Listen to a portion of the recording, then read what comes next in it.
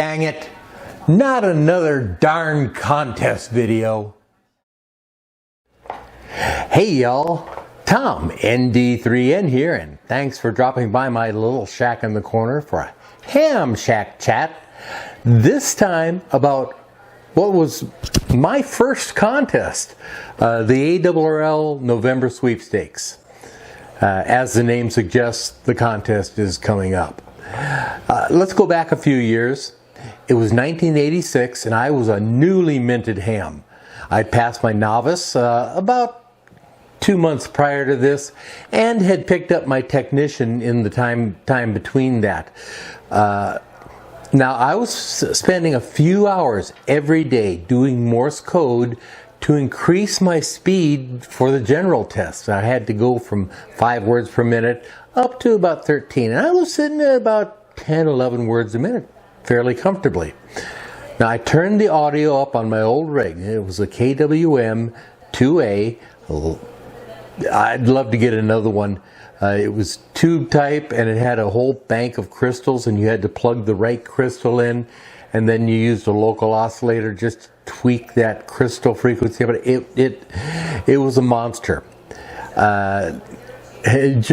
Turning on your radios today, pushing the button and talking, great.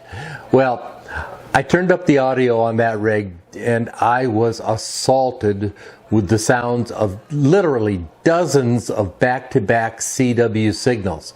Now I only had a small slice of the band I could work in, but I digress. They were all going way too fast for me to copy, but I was able to determine there was a pattern, and after about 10 times of going through it and trying to understand it, I picked out CQSS. Now, when they get off of that, I couldn't understand what they were doing, but you know, I was still training my ears, and I don't fault myself for that. I've got better sense. Now, I called a ham that lived just up the street from me, and he came over with a copy of QST, that's the ARRL magazine, that explained the contest, and he helped me through my first couple of contacts. Now, I only made about 15 contacts, but I sent in my paper log, dupe sheet, and summary sheet. As it turns out, I didn't need to turn in a dupe sheet. They only want that at like if you have 500 contacts, but that's fine. They got a dupe sheet, and by golly, I had a dupe on there.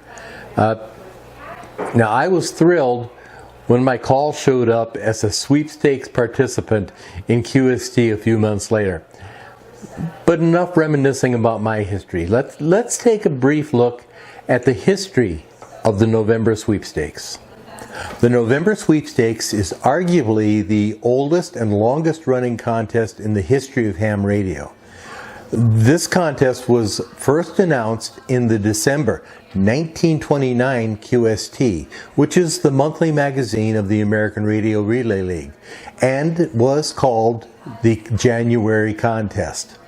At that time, the contest ran for 2 weeks, required successful two-way CW exchange of a minimum 10-word message, for which each station would receive 2 points. That contest was limited to working each station once, regardless of band, which has carried on to the modern version of this contest. Multipliers for that contest were the then current 68 ARRL and Radio Association of Canada, or RAC, sections. Now that's still true for today, the multiplier part. In 1932, the contest was moved to November. The phone contest was added in 1941, and somewhere along the way, the contest changed from 2 weeks to 24 hours. The exchange changed from 10-word messages to what it is now. And of course, the ARRL section list expanded to its current level of 84 ARRL and RAC sections and the Northwest Territories. Now, let's move on to what you need to know to work this contest. The CW Sweeps is held during the first full weekend in November, and the phone sweeps is on the third full weekend. The contest starts at 2100 UTC on Saturday and ends at 0259 UTC on Sunday.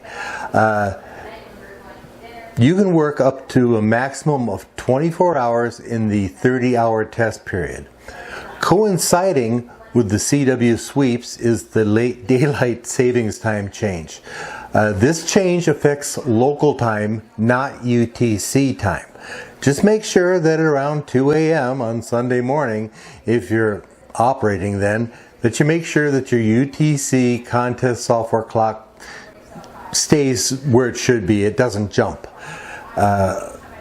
The allowed operating bands for this contest are 160, 80, 40, 20, 15, and 10 meters.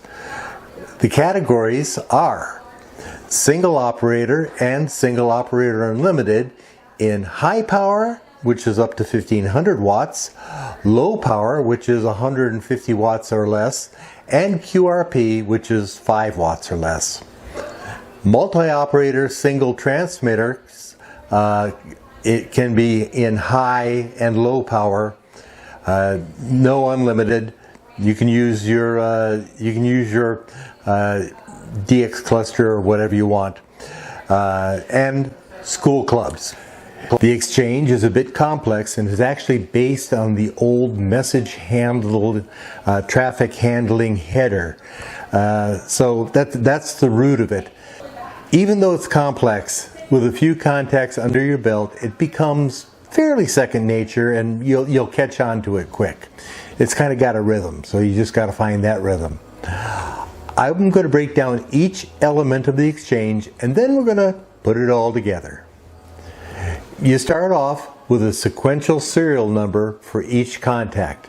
You start with 001, 002, and work your way up and make that number as high as you can. The next element is your precedence.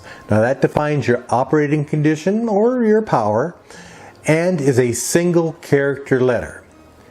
Now we send a Q if you're a single operator using QRP power. You send an A if you're a single operator using low power. And you send a B if you're a single operator high power. Got it so far? Good. Now, if you're using spotting assistance, such as a DX cluster or one of those skimmers that's out there, and regardless of your power level, you will identify as unlimited and have a precedence of U. Now, in the unlimited category, you could be a QRP operator going up against the guy full power if you're both using spotting assistance. Multi-operators, either high or low power, using spotting assistance or not, have a precedence of M. So if more than one person is using your radio, you're an M. And school clubs have a precedence of S. By the way, now you're really only competing against other stations that share your precedence. An A station is only competing against another A station. Not a B, not a Q, not an M, not an S. Just other A stations. You're going to be grouped together. On the flip side, let's look at it the other way. A Q for QRP is not competing against a B for high power stations. The precedence system is an equalizer for everyone, and just about all the most recent contests will break down into single operator, assisted, but all that sort of stuff. The next element has to be your call sign. Even if you're sure the other station already knows it, you must include it as part of your exchange. Now, I'll be honest, I've heard a lot of stations not including this on their exchange. I let it slide, but if the contest organizers are listening, they could be going through there and saying, hey, you just lost your point. You lost a point for this one. and they do have people listening. Next is your check. That is the last 2 digits of the year you were first licensed as a ham.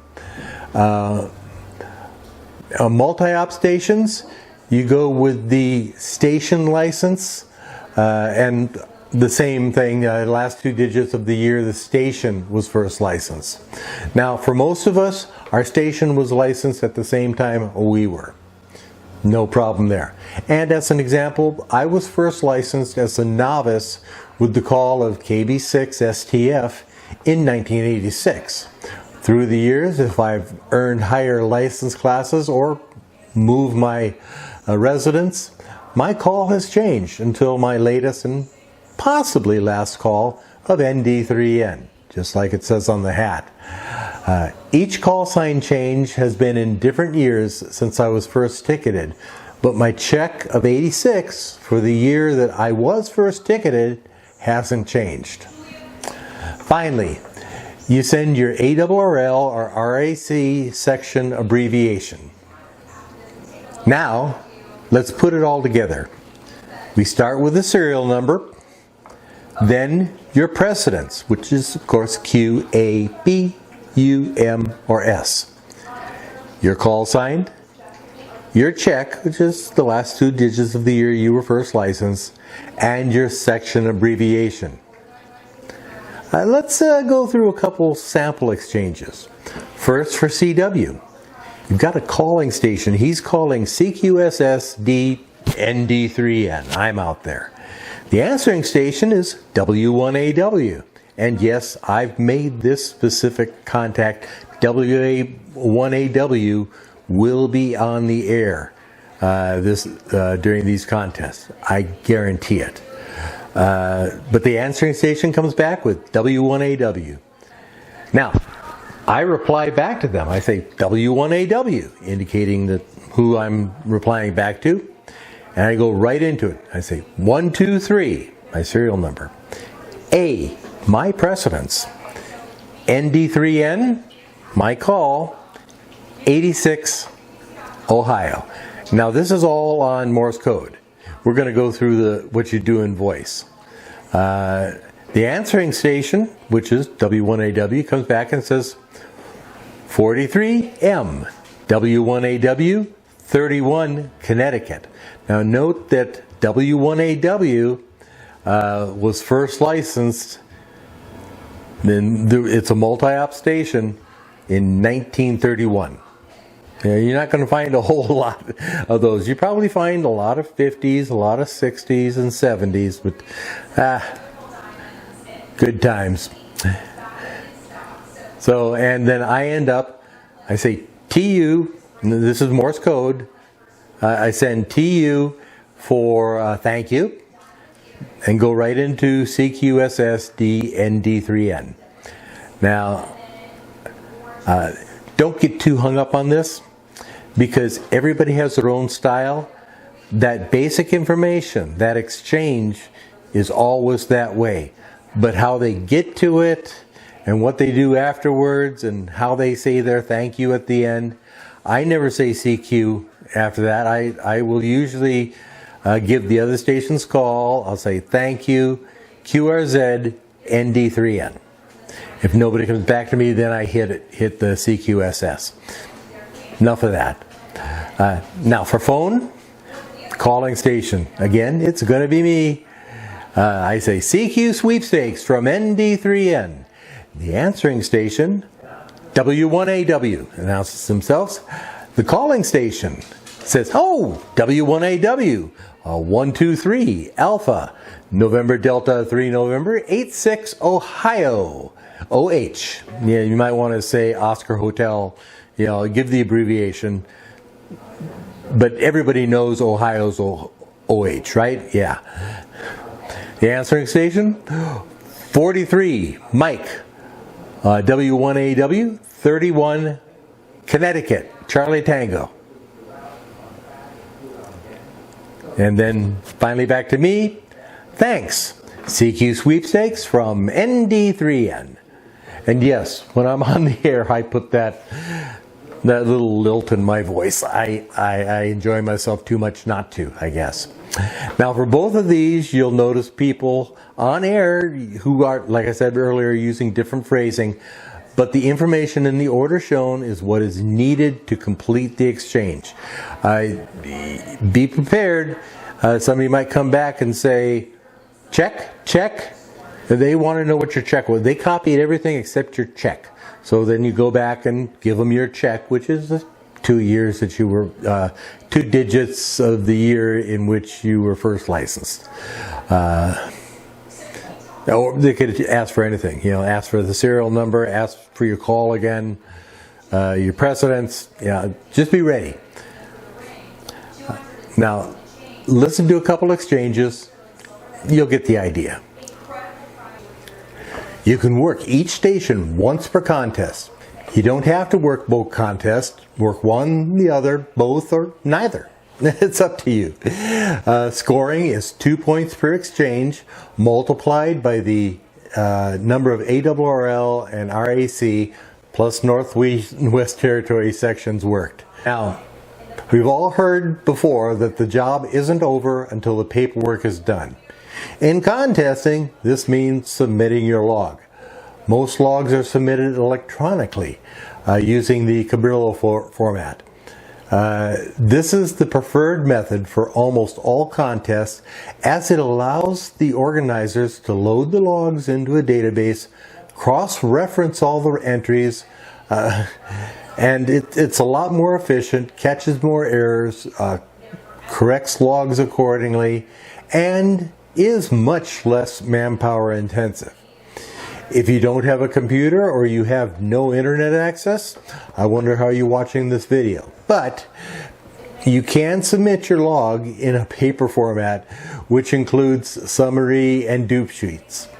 Electronic submission of your log is due no later than 7 days after the contest is over, and paper logs must be mailed to the ARRL and postmarked no later than 7 days after the contest is over. The league does offer some sweepstakes swag. Try saying that real fast with a dry mouth.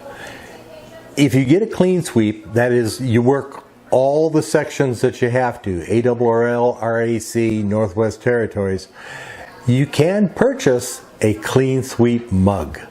They used to actually give you a nice little plaque with a bronzed broom on it. I haven't seen one of those for a long time. Maybe if somebody's got a picture, you could post it. In any case, I've never got a clean sweep. I have been doing this pretty much every year since 1986 and never got a clean sweep. I've come within 2 before, but they're always just, ew, boy, very frustrating. Now, if you make over 100 contacts during either the CW or phone sweeps, you can get a nice pin. I used to wear mine up in my hat. But this is kind of a new hat. I don't want to be poking holes in it yet. Then again, there's a cost for these. I mean, it's minimal. It's like $4 or $5. I'm not sure. Don't hold me to that. I don't want to get sued saying, well, you said it was $4 or $5 and it was $4.38. You owe me 38 cents. Yeah, people are that petty sometimes. You can go to the ARRL Sweepstakes webpage to order these and for a lot of other info as well. Now, I've included the following links in the video description below. The ARRL Sweepstakes rules, the ARRL Sweepstakes webpage, the ARRL section map, the location where you need to upload your electronic logs in Cabrillo format, a link to the Soapbox page where you can upload stories and pictures about your experiences with the November sweepstakes, and you might actually make it into QST. An ARRL contest multiplier list with the appropriate abbreviations, a link to the logs received page where you can confirm that your electronic or paper logs have been received. Now for paper logs, I've got links to get the CW sweepstakes summary sheet, the phone sweepstakes summary sheet, and the sweepstakes paper logging form. I've also included a link where you can convert your log into a Cabrillo file for electronic submittal. That means you have to re-enter everything, okay? Now I've got a link to a list of ham contest softwares. Some of them are free, some of them at a cost, but you guys do what you want.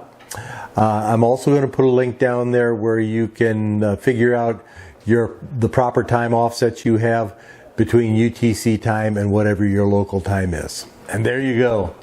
A long and convoluted explanation of an even longer and even more convoluted set of rules from the ARRL on doing the November sweepstakes. I hope that I provided some good info for you and that I didn't confuse you too much. Thanks for dropping by my little shack in the corner for a Ham Shack chat, this time about the ARRL's November Sweepstakes contest. I hope to hear you on the air in the CW test and the phone contest, or both of them. That's good. Now I made a video, it's right there, and it's about putting together macros for your contest logging software. I may be biased, but I think it's pretty good, and I think that presenter is pretty good looking too. As always, at your service, I'm Tom, ND3N 73, and I'm out.